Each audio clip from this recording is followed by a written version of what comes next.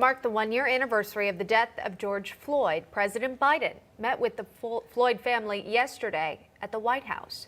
The family then later met with lawmakers to express their support for the George Floyd police reform bill, which has passed in the House and is stalled in the Senate. The president expressing his condolences to the Floyd family, but what about the families of victims who died during the protests and the riots which took place during the summer months after Floyd's death? Joining us now to discuss is the widow of St. Louis police officer David Dorn, killed in the line of duty while responding to a call to help calm the riots. It's Ann Dorn, and she's joining us here on the program.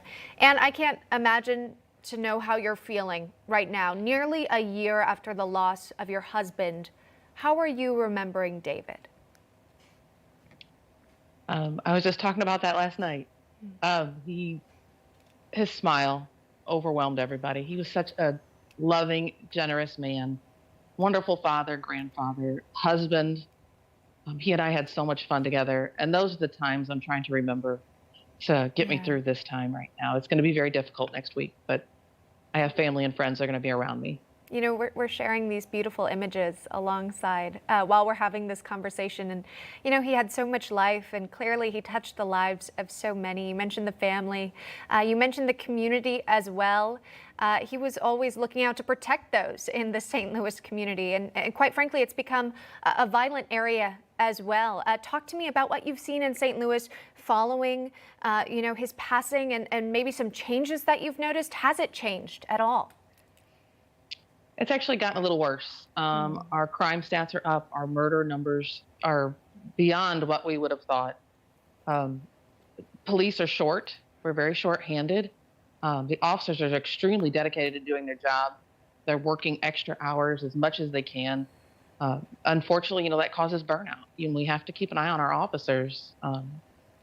They can't keep pushing themselves to the limit to where they're going to make themselves sick or get injured or hurt someone else by accident. So yeah, it's gotten really bad. And, you know, there's just no respect for officers anymore.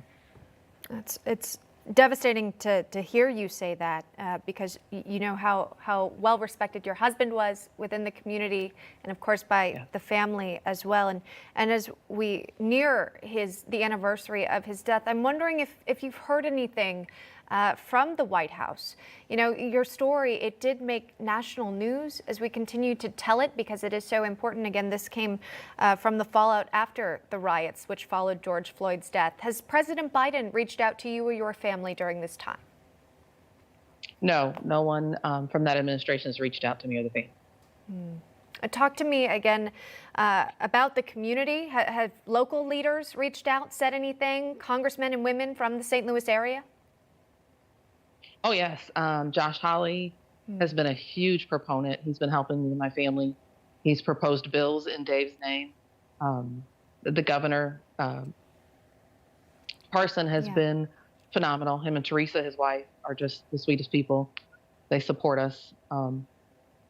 Eric Greitens, former governor, has been in contact with me. Just numerous, I can't even name them all. Shamed Dugan, Stephen Roberts, they proposed streets to be renamed in David's honor. Wow. So the Ethical Society of Police is going to be holding a memorial service next week for David, and they're going to dedicate the streets, and they're going to have some of his past partners come and talk about him and share stories. Wow. And we'll hopefully make it a very joyous day and not a sad. I'm sure it will be.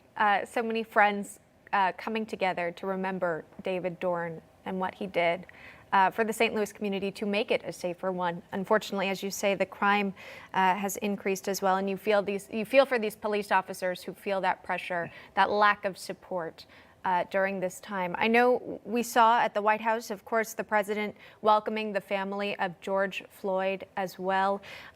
You know, David Dorn wasn't the only one who was a victim to the violence that happened during the summer riots. What did you think about when you saw the family being welcomed at the White House? Did you think that maybe you should have received an invite? No, not necessarily receive an invite on my end, but George Floyd's death is tragic. He died. I'm very sorry to his family. I offer my condolences to them. He does have a child.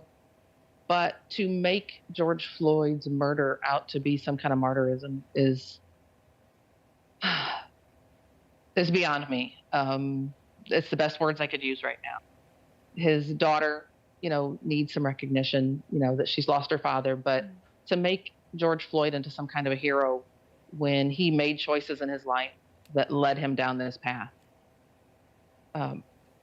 We all make choices in life, good or bad. And the bad ones sometimes end up with very bad consequences. And unfortunately, that's how George Floyd met his end. Yeah. So if you're going to make, this is not an example or something that young children need to be seeing to say, hey, to aspire to, live a life of crime and I'll be invited to the White House. Right. That's not what we should be promoting. Yeah. Well, we're remembering your late husband, David Dorn, here on Newsmax, and of course next week as well, when you and the community members are going to gather in his memory. Ann Dorn, thank you so much for joining us here on National Report. We appreciate it. Take care. Thank you. Have a great day. You too.